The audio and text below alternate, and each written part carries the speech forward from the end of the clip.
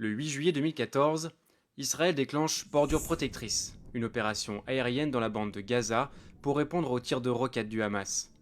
Le 17 débute l'opération terrestre pour détruire les tunnels. En 8 ans, c'est la 4e intervention militaire menée par Israël contre Gaza après pluie d'été, plan durci et piliers de défense. Pour comprendre les origines de ces guerres à répétition, il faut déjà commencer par visualiser Gaza. Gaza est une bande de terre étroite, large de 6 à 12 km et longue de 41 km, soit 3 fois la surface de Paris. Elle est bordée par la mer Méditerranée à l'ouest, l'Égypte au sud et Israël à l'est et au nord. Ce territoire d'1,8 million d'habitants enregistre l'une des plus fortes densités au monde, avec 4 500 habitants au kilomètre carré. La population se concentre dans 5 districts dont Gaza City est le centre névralgique. 2 tiers des Gazaouis ont le statut de réfugiés et nombre d'entre eux résident dans les 8 camps créés depuis 1948 par les Nations Unies. Gaza n'est pas un État, mais l'une des 2 régions que comptent les territoires palestiniens avec la Cisjordanie. Occupés depuis 1967 par l'armée israélienne, ces territoires sont confiés en 1994 à l'autorité palestinienne dans le cadre des accords de paix d'Oslo. 3 zones de souveraineté sont alors définies. La zone A, sous contrôle palestinien, la zone B, sous contrôle civil palestinien mais dont Israël assure conjointement la sécurité intérieure, enfin la zone C, sous contrôle israélien, qui englobe les colonies juives. À cette époque, l'autorité palestinienne contrôle les grandes villes de la Cisjordanie et les 2 tiers de la bande de Gaza. Puis, en 2005, avec le démantèlement des 21 colonies juives de Gaza et le désengagement de l'armée israélienne, c'est la totalité de la bande de Gaza qui passe sous sa coupe, hormis son espace aérien et son espace maritime. Mais c'est à ce moment-là qu'intervient le Hamas. En 2006, ce mouvement islamiste, créé en 1987 et proche des frères musulmans égyptiens, gagne les élections législatives. Il l'emporte au détriment du Fatah, le parti de Yasser Arafat, qui représente traditionnellement les revendications palestiniennes.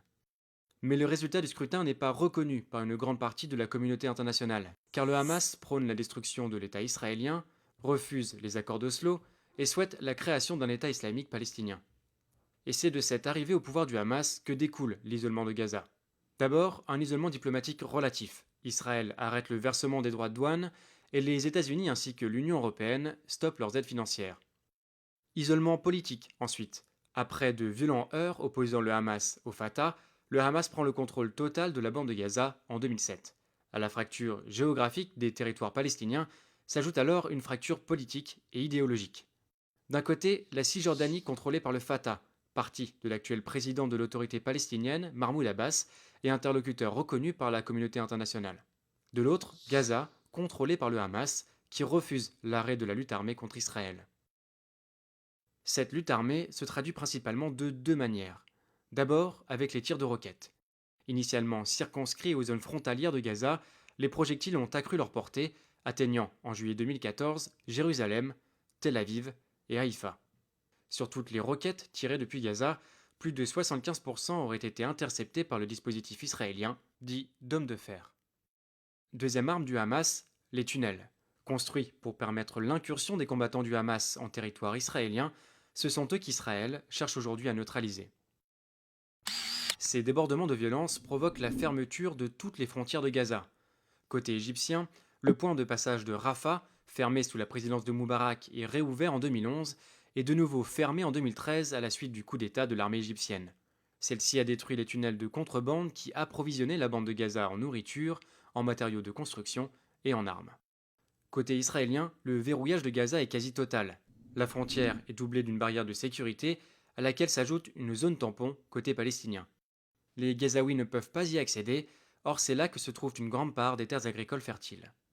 Tous les points de passage sont par ailleurs fermés, à l'exception de Kerem Shalom, réservé aux marchandises, et celui d'Erez, destiné aux personnes. Seul le personnel d'organisation internationale et les urgences médicales peuvent y transiter. L'aéroport international de Gaza, détruit en 2011, n'a lui jamais été reconstruit. Côté mer, l'accès aux frontières par bateau est interdit aux Gazaouis.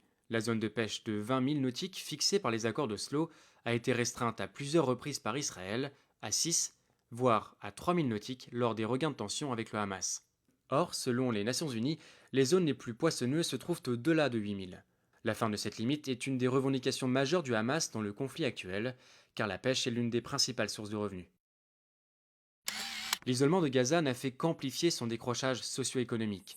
Son PIB par habitant est moitié moins élevé qu'en Cisjordanie et le taux de chômage a explosé.